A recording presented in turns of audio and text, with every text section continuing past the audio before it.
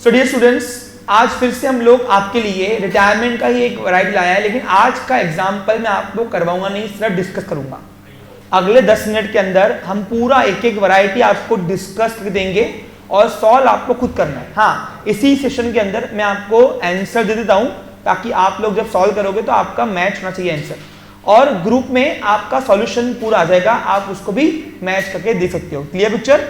लेकिन देखो, मेरे करने से तुमको नहीं आएगा, तुम करोगे तो आएगा, इसलिए ये एग्जाम्पल तुमको ही करना है। अब पढ़ते हैं, समझते हैं। देखिए, the balance sheet of Vishnu traders. Vishnu traders नाम का एक फर्म है, तो आपको इन द बुक ऑफ ऊपर विष्णु ट्रेडर्स पूर्ण लिखना है। इस follows partners sharing profit loss 5:3:2, यानी 3 पार्टनर्स है, 5, 3 और 2 हिस्से ले रहे हैं। अब कौन कौन ले रहा है, क्या ले रहा है? तो 3 पार्टनर्स है, कृष्णा 5 हिस्से लेगा, राम 3 हिस्से और भोले 2 हिस्से। ठीक है। अब देखो, ये पहला एग्जाम्पल है जहां पे आपको फर्म का नाम दिया हुआ है। अभी तक के आप जितने भी एग्जाम्पल किए इन द बुक ऑफ, आपने देखो बारीक बारीक चीजें हैं जो मैं डिस्कस कर रहा हूं आपके साथ, ताकि आगे तुमको तकलीफ नहीं जाए बच्चा लोग। तो यहाँ पे तो सॉल्यूशन होगा, तो इन द बुक ऑफ यहाँ पे लिखना विष्णु ट्रेडर्स ऊपर, हाँ, और पुणे। आगे अब बैलेंस शीट में देखते हैं क्या क्या दिया है। प्लांट एंड मशीनरी ऑलरेडी है, फिक्स एसेट अपनी, ठीक है, नॉर्मल एसेट है वो अपना, एक मिनट, हाँ। उसके बाद बिल्डिंग दिया है, स्टॉक दिया है, डेटर दिया है 16,800, लेकिन आरडीडी ऑलरेडी मेंटेन्ड है 800 की पुरानी बैलेंस शीट में, क्वेश्चन की बैलेंस शीट में, तो 16,000 रुपये 60 की डेटर है, और बैंक बैलेंस है, तो यहाँ पे आपको बैंक से ही सब ट्रांजेक्शन करना है। क्लियर? अब आओ इधर, अब लायबिलिटी में आएंगे तो कृष्णा कैपिटल, राम्स कैपिटल और भोले का, ये फर्स्ट पार्ट लायबिलिटी है, ये पार्टनर्स के कैपिटल अकाउंट में लेके आना, और ये सारी एसेट बैंक को छोड़ के कहाँ लेके आओगे? न्यू बैलेंस शीट में, जो रिटायरमेंट की बात की होती है, और बैंक का बैलेंस बैंक अकाउंट में। ओके, क्या नाम से? टू बैलेंस ड्रॉडाउन के नाम से। अब आओ नीचे, क्रेडिटर दिया हुआ है, बिल्स पेबल दिया है, ये दोनों एक्सटर्नल लायबिलिटी है, ये डायरेक्ट न्यू बैलेंस शीट में डाल देना। और जनरल रिजर्व दिया है, ये जनरल रिजर्व बांटना है 5:3:2 से ओल्ड तीनों पार्टनर्स को, रिटायरिंग और कंटिन्यूइंग पार्टनर। ओके, आगे भोले रिटायर हो रहा है, अब रिटायरिंग पार्टनर कौन है? Bhole. Bhole retire from the business on 1 April 19, तो 1 अप्रैल 19 को रिटायर हो रहा है भाऊ हमारा भोले साहब। ऑन द फॉलोइंग टर्म्स, अब देखते हैं टर्म्स क्या हुआ है। पहला, एसेट्स को रिवैल्यूड किया गया है।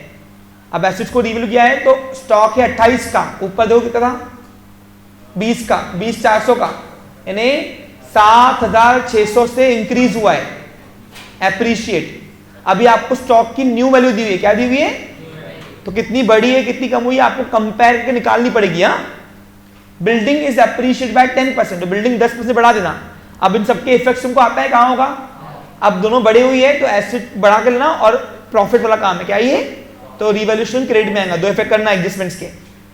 RDD is to may increase up to online करो 1,000 रुपए, यानी आरडीडी 1,000 रुपए तक करनी है, तक, जिसमें 800 रुपए ऑलरेडी है, सब 200 उड़ानी है। तो आरडीडी ये न्यू बैलेंस शीट में लेके आना, और इनर कॉलम में 800 दिखाना और 200 रुपए बढ़ाना, और 200 रुपए के ही सब 2 इफेक्ट करना, 200 रुपए के ही 2 इफेक्ट करना, बता रहा हूं मैं आपको, पूरे इफेक्ट नहीं होंगे, समझा?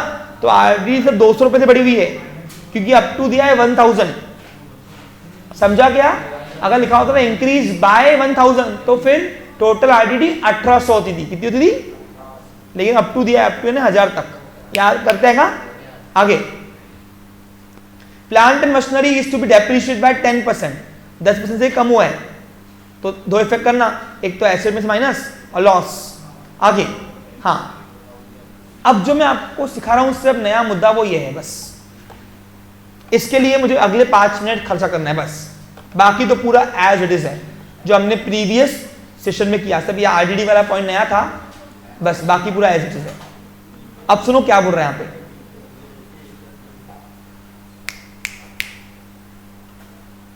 The goodwill of the retiring partner is valued at ₹8,000।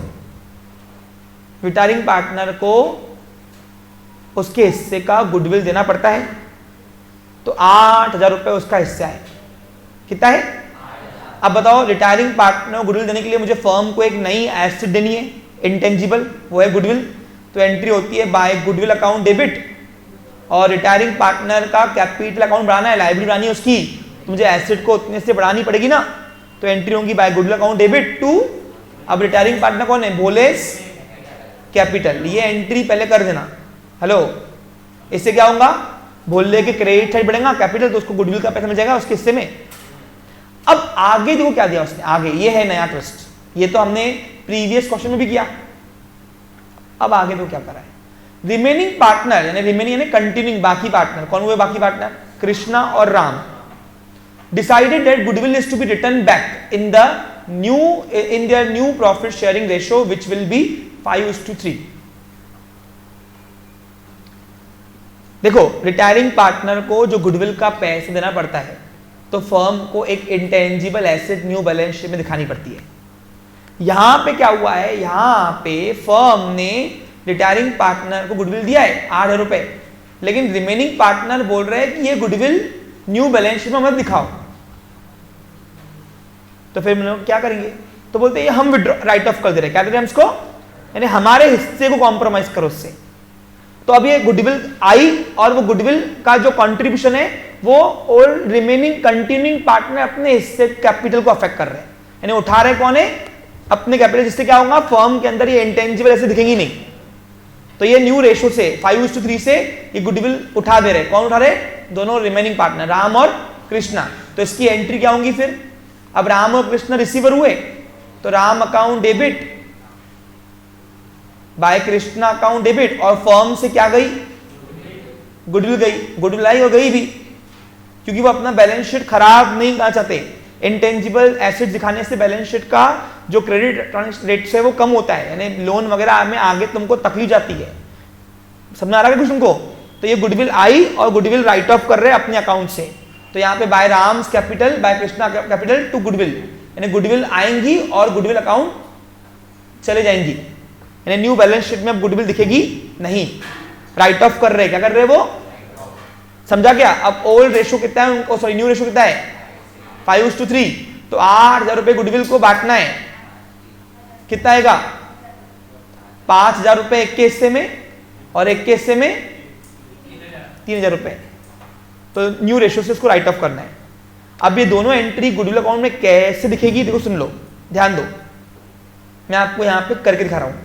ये लास्ट की जो वैरायटी है ये मैं आपको करके दिखा रहा हूँ। यहाँ पे गुडविल का क्या करना है, रिटायरिंग पार्टनर गुडविल देना, तो एंट्री क्या बनेगी, by goodwill to Bhole's capital, retiring partner कौन है, गोल है, तो इसके दो इफेक्ट करना, कहाँ दो इफेक्ट होंगे, तो गुडविल के डेबिट में अपोजिट नेम,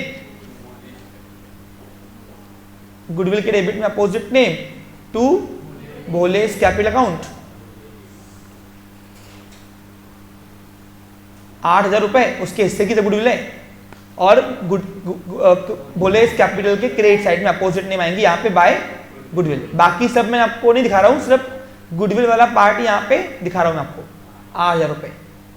अब वैसे तो ये गुडविल का पैसा भोले के कैपिटल में आ गया, तो वैसे जो गुडविल अकाउंट क्लोज करते थे तो इसका बैलेंस निकलता है और वो न्यू बैलेंस में लेके आते, लेकिन कंटिन्यूइंग पार्टनर जो रिमेनिंग है राम और कृष्णा, वो नहीं चाह रहे कि न्यू बैलेंस शीट में हमारी गुडविल दिखे, इसलिए वो क्या कर रहे हैं, वो बोल रहे हैं गुडविल हमारे अकाउंट से राइट ऑफ करो, तो ये गुडविल का पैसा वो उठा रहे हैं, तो उनका कैपिटल कम होगा ना, क्या होगा वो, यानी goodwill new retiring partner goodwill देने के लिए वो अपने कैपिटल अकाउंट को कंप्रोमाइज कर रहे हैं।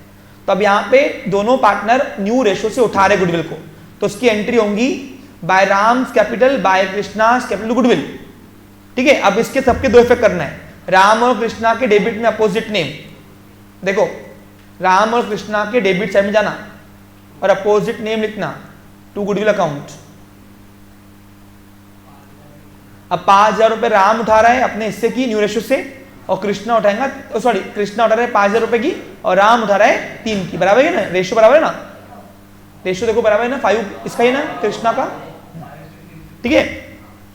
अब दूसरा इफेक्ट करूंगा गुडविल के क्रेडिट में opposite name by Krishna's capital account, 5,000 रुपए, और बाय राम्स कैपिटल अकाउंट, 3,000 रुपए। तो इससे क्या होगा, अब ये गुडविल वहीं के वहीं समाप्त हो जाएगी, यानी न्यू बैलेंस शीट में जाएंगी नहीं। यानी रिटायरिंग पार्टनर को गुडविल देने के लिए कंटिन्यूइंग पार्टनर ने अपना कैपिटल कॉम्प्रोमाइज किया। देखो ना, अरे कैपिटल लगाऊंगा, जितना डेबिट साइड बढ़ेगा उतना उनका कैपिटल कम होगा ना, न्यू कैपिटल। तो इसको बोलते हैं गुडविल राइट ऑफ करना कंटिन्यूइंग पार्टनर का। ये मैंने आपको वैरायटी दिखाई हुई है पहले भी, लेकिन फिर भी कैसे करना है वो देखो एक बार, समझा। यानी कंटिन्यूइंग पार्टनर नहीं चाह रहे हैं कि गुडविल उनकी न्यू बैलेंस शीट में दिखे, लेकिन वो ये भी चाह रहे हैं कि रिटायरिंग पार्टनर को उसके गुडविल का पैसा मिलना चाहिए। क्लियर। और लास्ट जो वैरायटी है क्या दिया है वो देखो, अमाउंट ड्यू टू भोले, जितना भी अमाउंट बच रहा है उसका भोले का बन रहा है देना, वो लोन अकाउंट में ट्रांसफर करो। यानी यहाँ पे पेमेंट नहीं हो रही है तो यहाँ एसेट आएंगी या लायबिलिटी आएंगी। अगर रिटायरिंग पार्टनर की क्रेडिट बढ़ी तो बिजनेस की लायबिलिटी, तो न्यू बैलेंस शीट में लायबिलिटी का ना बोले लोन अकाउंट। और अगर रिटायरिंग पार्टनर की डेबिट से बढ़ी तो बिजनेस की एसेट यानी भोले से लेना बाकी है। ओके, तो फिर यही एसेट साइड लिखा देना भोले लोन अकाउंट के नाम से।